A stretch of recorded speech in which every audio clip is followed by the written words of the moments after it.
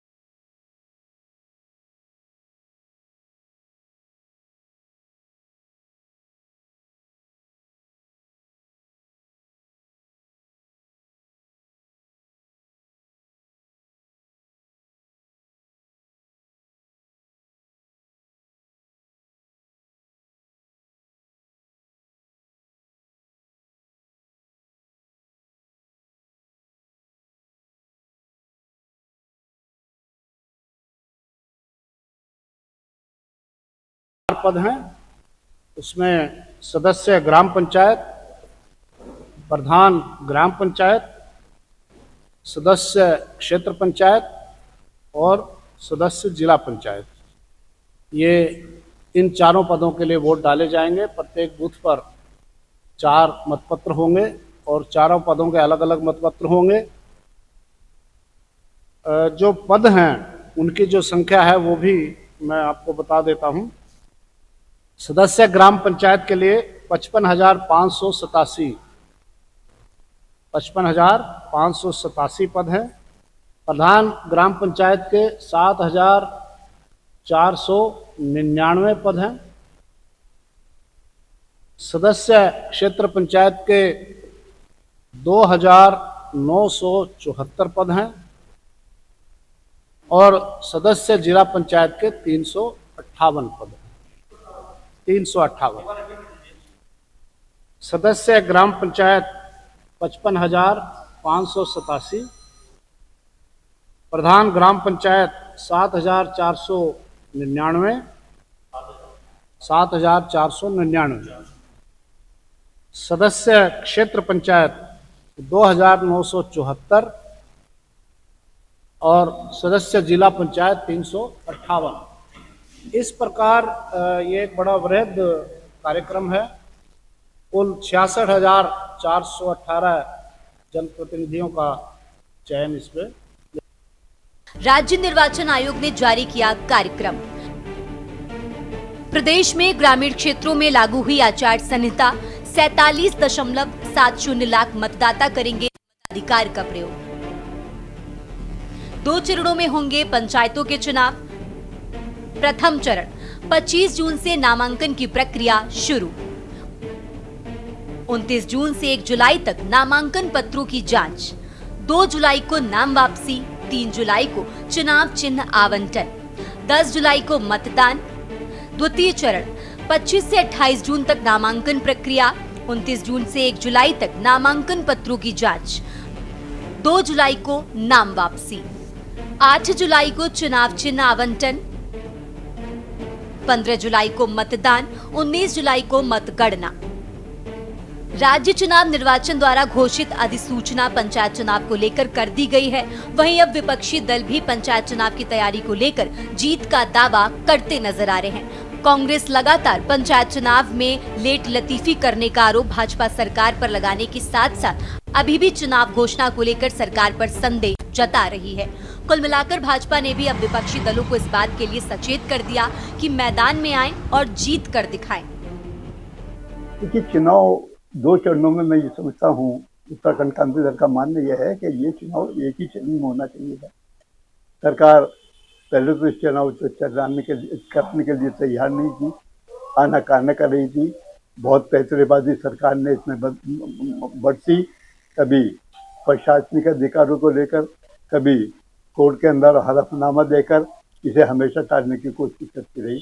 लेकिन सरकार को मजबूरन ये चुनाव कराने पड़ रहे हैं, और ये चुनाव मजबूरी है सरकार की करानी, क्योंकि जनता जिस तरीके से ये चैन मटोल भाजपा कर रही थी उसे लेकर बड़ी आक्रोशित थी, और जो लोग चुनाव के लिए तैयार थे उनमें बड़ा आक्रोश उत्पन्न होता जा रहा था।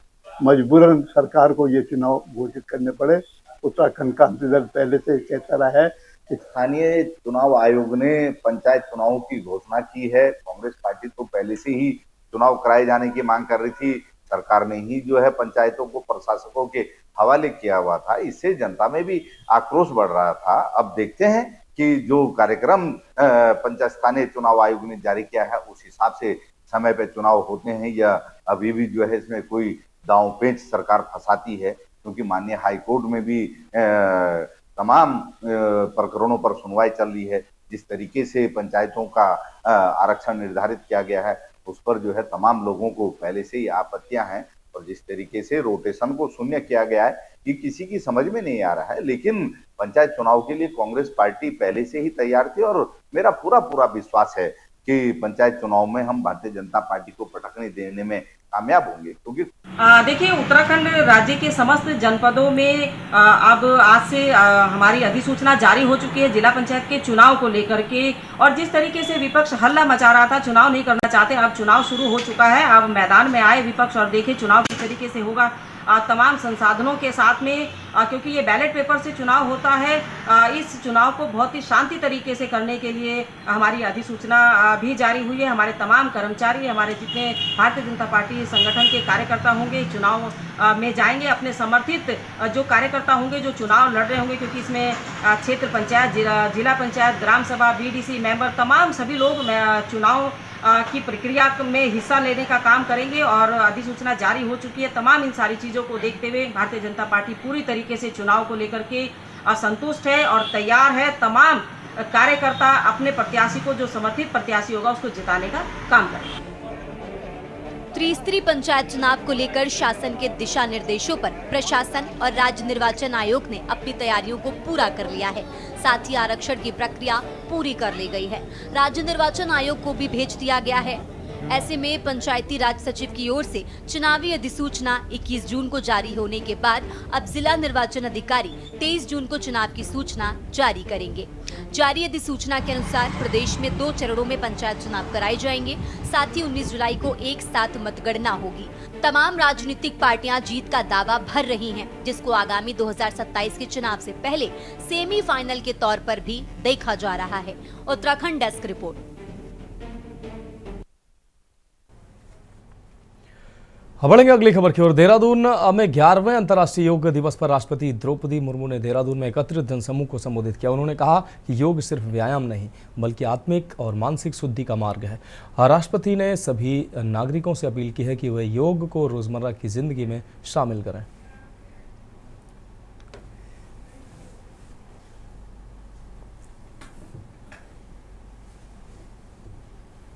उत्तराखंड के राज्यपाल लेफ्टिनेंट जनरल गुरमीत सिंह जी, उत्तराखंड सरकार के वन मंत्री श्री सुबोध उनियाल जी, उपस्थित देवियों, स्वजनों और बच्चों, आज के इस महत्वपूर्ण अवसर पर आप सबके बीच उपस्थित होकर मुझे हार्दिक प्रसन्नता हो रही है। उत्तराखंड का क्षेत्र योग और अध्यात्म जैसे भारतीय परंपराओं का प्रमुख केंद्र रहा है। ये बहुत ही खुशी की बात है कि आप सब यहाँ पूरे उत्साह के साथ योगाभ्यास के लिए उपस्थित हुए हैं। आप सभी को और पूरे विश्व में अंतर्राष्ट्रीय योग दिवस के उपलक्ष्य में योगाभ्यास कर रहे सभी प्रतिभागियों को मैं हार्दिक बधाई देती हूँ। मेरी कामना है कि योग के प्रयोग से समस्त विश्व के निवासी स्वस्थ और प्रसन्न रहे। बढ़ेंगे अगली खबर की ओर। सीएम पुष्कर सिंह धामी ने समस्त प्रदेशवासियों को अंतर्राष्ट्रीय योग दिवस की हार्दिक बधाई एवं शुभकामनाएं दी। उन्होंने कहा कि योग केवल एक व्यायाम नहीं बल्कि भारत की प्राचीनतम जीवन पद्धतियों में से एक है, जो शारीरिक, मानसिक और आध्यात्मिक संतुलन का प्रतीक है। सीएम धामी ने आगे कहा कि न केवल हमें तनाव मुक्त रखता है ये, बल्कि जीवन को अधिक अनुशासित और सकारात्मक बनाता है योग। सभी हमारे प्रिय विद्यार्थी, छात्र एवं छात्राएं, मैं इस भराड़ीसैंण ग्रीष्मकालीन राजधानी में आप सभी का आज इस अवसर पर आप सभी का स्वागत करता हूं, आप सबका अभिनंदन करता हूं। हमारे बड़ी संख्या में पिछले 2 दिनों से लगातार इस कार्यक्रम को एक पूरे दिव्य स्वरूप में प्रस्तुत करने वाले हमारे मीडिया के सभी मित्र जो लगातार हमारे इन कार्यक्रमों का प्रसारण कर रहे हैं, उपस्थित भाइयों एवं बहनों, मैं आप सभी को अंतर्राष्ट्रीय योग दिवस की हार्दिक शुभकामनाएं देता हूं, बधाई देता हूं। और आज के इस विशिष्ट अवसर पर जितने भी हमारे भराड़ीसैंण में आयोजित इस कार्यक्रम में जो विभिन्न देशों के प्रतिनिधि, राजदूत यहाँ पहुँचे हैं, उन सभी का मैं योग और आयुष की इस भूमि, देवभूमि में उनके पधारने पर मैं आप सबकी तरफ से, अपनी तरफ से उन सभी का स्वागत करता हूँ। उन सब 11वें अंतर्राष्ट्रीय योग दिवस पर आज सितारगंज महाराजा अग्रसेन ट्रस्ट सहित विभिन्न सरकारी और निजी संस्थाओं ने क्षेत्र में बेहद उत्साह के साथ योग दिवस को मनाया। स्कूल, कॉलेज, अस्पताल एवं अन्य संस्थाओं द्वारा सुबह सुबह योगाभ्यास के विशेष कार्यक्रम आयोजित किए गए। सितारगंज भाजपा मंडल के अध्यक्ष मुकेश सनवाल के नेतृत्व में आयोजित 11वें अंतर्राष्ट्रीय योग दिवस के कार्यक्रम में कैबिनेट मंत्री सौरभ बहुगुणा सहित कई गणमान्य लोगों ने योग प्रशिक्षक अनिरुद्ध राय के मार्गदर्शन में योगाभ्यास किए। इस दौरान कैबिनेट मंत्री सौरभ बहुगुणा ने कहा कि जब देश के प्रधानमंत्री मोदी बने तो उन्होंने पूरे विश्व के पटल पर योग को लाने का काम किया। पूरे विश्व में अंतर्राष्ट्रीय योग दिवस के रूप में 21 जून को मनाया जाने लगा। योग करने से मन और तन दोनों स्वस्थ रहता, योग भगाए रोग। और यह भी कहा कि ऐसे ही हेल्थ इज वेल्थ होता है, इसलिए हर व्यक्ति को योग और प्राणायाम करना चाहिए।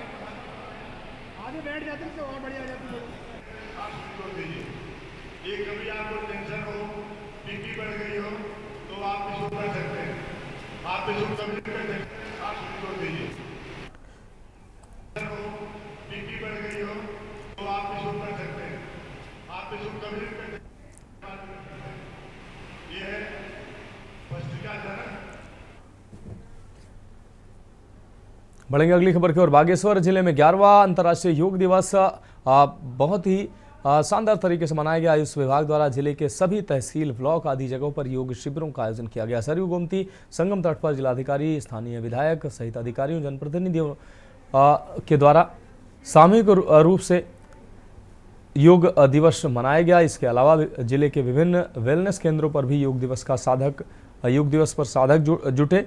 योगाचार्यों ने सभी को योग करवाया। शिविर में योग साधकों ने प्रार्थना से योग की शुरुआत की।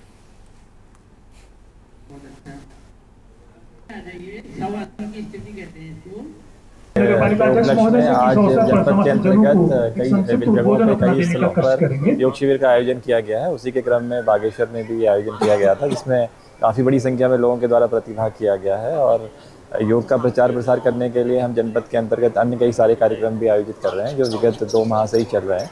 इसमें आयुष मेले भी आयोजित किए जा रहे हैं और लाइव योगा सेशंस हैं वो भी मॉर्निंग में किए जा रहे हैं, और जिसका लाभ जो लोग ले रहे हैं। मेरा सभी से यही निवेदन होगा, सभी से यही अपील होगी कि अधिक से अधिक संख्या में योग को अपनी दिनचर्या में अपनाएं, क्योंकि योग के माध्यम से ही हम लोग सभी लोगों से अनुरोध है कृपया आप बैठे रहें। अभी तक कार्यक्रम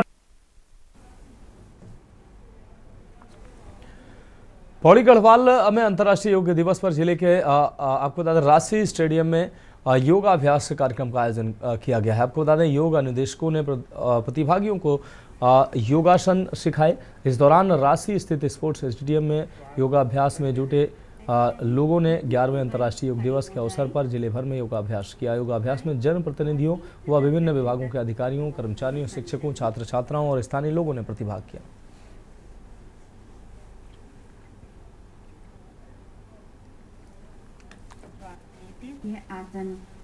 आज हम लोग 11वां अंतर्राष्ट्रीय योग दिवस मना रहे हैं, और जिसमें मुझे बहुत गर्व महसूस हो रहा है कि आज हम लोग जो है इस रांची स्टेडियम से, जो कि शहीद राइफलमैन सिंह जी के द्वारा जो है ये ग्राउंड है उनके नाम पर बना हुआ है, उस ग्राउंड को हम लोग जो है एक तरीके से साक्षात्कार हो रहे हैं, साक्षात्कार कर रहे हैं अपने योग का। और आज जो है हम सभी लोगों ने कॉमन योगा प्रोटोकॉल का अभ्यास यहाँ पर प्रातः सुबह 7 बजे से 7:45 तक किया है। के माध्यम से जो योग का कार्यक्रम संचालन किया गया पूरे जनपद में, हर एक ब्लॉक में, हर एक ग्राम में, एक तहसील में और जनपद के मुख्यालय में लोगों को जागरूक करते हुए कि योग को अपनाएं ताकि निरोग रहें। इसी उद्देश्य के साथ इस योग अंतर्राष्ट्रीय योग दिवस को हमने मनाया है। मैं आज 11वें अंतर्राष्ट्रीय योग दिवस के शुभ अवसर पर मैं सर्वप्रथम आप सब लोगों को, अपने जनपद के सभी लोगों को बहुत बहुत बधाई और शुभकामनाएं देता हूं, क्योंकि आज योग दिवस का जो है 11वां साल पूरा हुआ है, और 11वें साल के जो वर्षगांठ के अवसर पर अंतर्राष्ट्रीय योग दिवस के कार्यक्रम आज विश्व में सभी जगह मनाए जा रहे हैं और बड़े हर्षोल्लास के साथ ये कार्यक्रम आयोजित किए जा रहे हैं। फिलहाल खबरों में वक्त है एक अहम ब्रेक का, जल्द हाजिर होंगे। आप देख रहे हैं के न्यूज, खबरों का सारथी।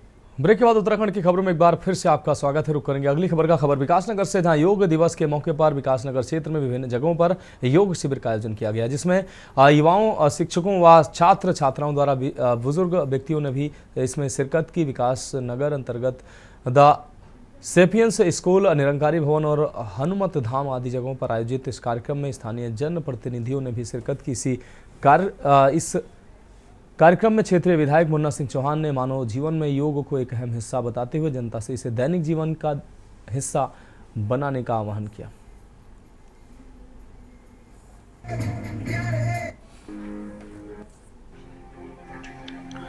सबसे पहले अंतर्राष्ट्रीय दिवस की सबको बहुत बहुत बधाई।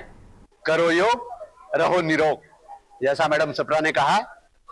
और अपने देश के यशस्वी प्रधानमंत्री नरेंद्र मोदी जी का अभिनंदन, आभार कि उन्होंने भारत की इस अनमोल ज्ञान और परंपरा को पूरे विश्व को देने का काम किया। और आज दुनिया के लगभग 250 देश आज अंतर्राष्ट्रीय योग दिवस में भाग ले रहे हैं।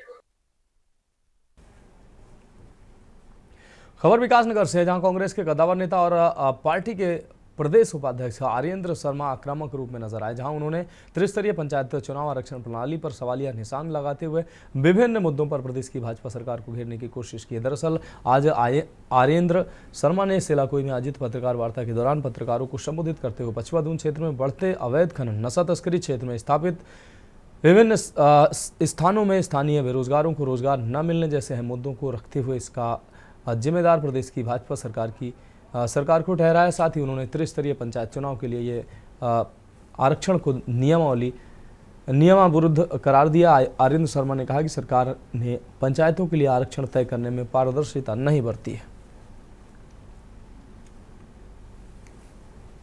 देखिए, हमने पहले तो त्रिस्तरीय पंचायत का चुनाव का आरक्षण जो हुआ है उसको लेके हमने आपके सम्मुख सभी अपनी बातों को रखा है कि आरक्षण जो है वो गलत तरीके से किया गया है। 10 तारीख को जियो कुछ और कहता है, 11 को आपका आरक्षण तय किसी और जियो पर होता है।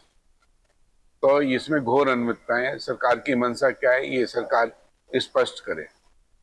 और कई आपत्तियां लगाई गई पूरे क्षेत्र पूरे पछवा दूंग में, लेकिन उनकी सुनवाई का समय बहुत कम था।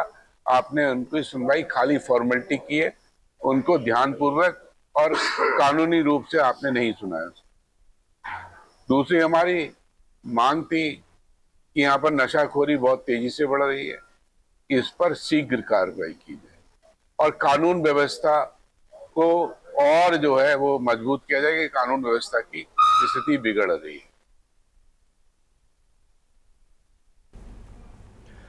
अगली खबर नैनीताल से, जहां कुमाऊं विश्वविद्यालय द्वारा टाटा स्ट्राइव समेत 4 विभागों के बीच समझौता ज्ञापन पर हस्ताक्षर हुए। विश्वविद्यालय में होटल मैनेजमेंट संबंधी शॉर्ट टर्म कोर्स कराए जाएंगे, जिसमें 70% प्लेसमेंट ताज होटल ग्रुप करेगा। नैनीताल के कुमाऊं विश्वविद्यालय प्रशासनिक भवन में सेतु आयोग उत्तराखंड, ताज होटल ग्रुप, टाटा स्ट्राइट, इंडियन होटल कॉरपोरेशन लिमिटेड, उच्च शिक्षा विभाग तथा स्किल डेवलपमेंट विभाग उत्तराखंड के मध्य एक महत्वपूर्ण समझौता ज्ञापन पर हस्ताक्षर हुए, जिसमें वर्तमान शिक्षा सत्र 2025-26 से हॉस्पिटलिटी होटल व्यवसाय मैनेजमेंट से संबंधित शॉर्ट टर्म कोर्स प्रारंभ किए जाएंगे। प्रारंभिक चरण में कोर्स का संचालन हर्मिटेज स्थित होटल मैनेजमेंट स्थित विभाग में किया जाएगा, जिसमें 25 से 30 छात्रों के बैच को पढ़ाया जाएगा। वहीं सेतु आयोग के उपाध्यक्ष प्रोफेसर राजशेखर जोशी ने कहा कि इस कोर्स की कुमाऊं विश्वविद्यालय के अंतर्गत आरंभ होने से उत्तराखंड के कुमाऊं के लिए रोजगार के नए अवसर खुलेंगे। साथ ही कहा कि टाटा होटल ग्रुप के साथ प्रशिक्षण प्रारंभ करने से युवाओं को उनके लिए देश के अंतर्गत विभिन्न होटल व्यवसाय में अपनी सेवाएं देने के अवसर मिलेंगे।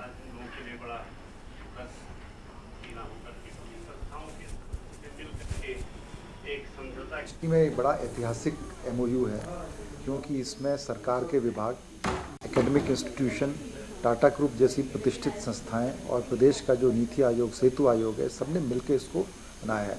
तो अभी तक हम बात करते थे कि स्किल कोर्सेज करेंगे तो कुछ इंडस्ट्री को जोड़ेंगे और या फिर उनसे टेक्निकल नो हाउ लेंगे, उनसे अपग्रेड कराएंगे, बट यहाँ पर इंडस्ट्री खुद इस ट्रेनिंग सेंटर को रन करेगी। ग्रुप में टाटा स्ट्राइव से हूँ। टाटा स्ट्राइव काफ़ी एक्साइटेड है। कुमाऊं यूनिवर्सिटी के साथ हम स्किल डेवलपमेंट सेंटर हम शुरू करने जा रहे हैं।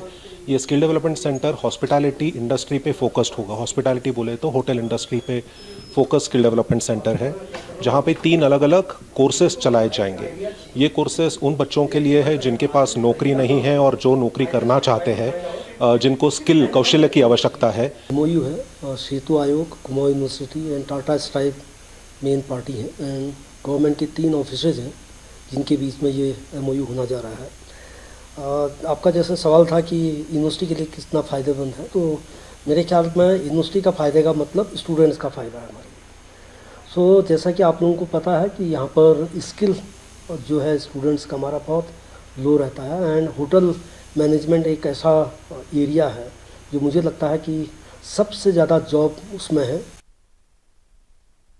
रुक करेंगे अगली खबर का। खबर मसूरी से, जहां अंतर्राष्ट्रीय योग दिवस एक पृथ्वी एक स्वास्थ्य की थीम पर मनाया गया। इसी क्रम में मसूरी के विभिन्न क्षेत्रों में अंतर्राष्ट्रीय योग दिवस को लेकर विभिन्न राजनीतिक एवं सामाजिक संगठनों में खासा उत्साह देखा गया। मसूरी के नगरपालिका टाउन हॉल में 11वें अंतर्राष्ट्रीय योग दिवस पर कार्यक्रम आयोजित किया गया, जिसमें बड़ी संख्या में मसूरी के नागरिकों और नगरपालिका कर्मचारियों संघ नगरपालिका अध्यक्षा मीरा सकलानी ने योग कर अंतर्राष्ट्रीय योग दिवस की शुभकामनाएं दी।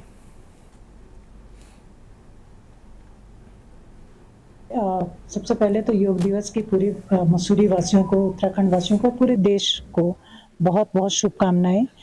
योग दिवस हमारी पुरानी परंपरागत एक पद्धति रही है और जिसको राष्ट्रीय और अंतर्राष्ट्रीय स्तर पे पहचान दिलाई है हमारे देश के यशस्वी प्रधानमंत्री आदरणीय मोदी जी ने। और आज 21 जून को पूरे देश में ही नहीं, पूरे विदेश में भी अंतर्राष्ट्रीय योग दिवस को एक उत्सव के रूप में लोग सेलिब्रेट कर रहे हैं। आज चाहे वो सरकारी संस्थान है या प्राइवेट संस्थान है, यहाँ तक कि घरों में भी लोग बैठ करके, जो इधर उधर नहीं जा पा रहे हैं, वो घर में बैठ कर के भी आज योग दिवस को सेलिब्रेट कर रहे हैं। और इस बार के योग दिवस की जो थीम थी कि एक पृथ्वी और एक स्वस्थ, तो मुझे लगता है कि थीम के साथ हम लोगों को आगे बढ़ना चाहिए। तो फिलहाल उत्तराखंड की खबरों में अभी के लिए मेरे साथ इतना ही। मुझे दीजिए इजाजत और आप देखते रहिए के न्यूज़ इंडिया। आप देख रहे हैं के न्यूज़, खबरों का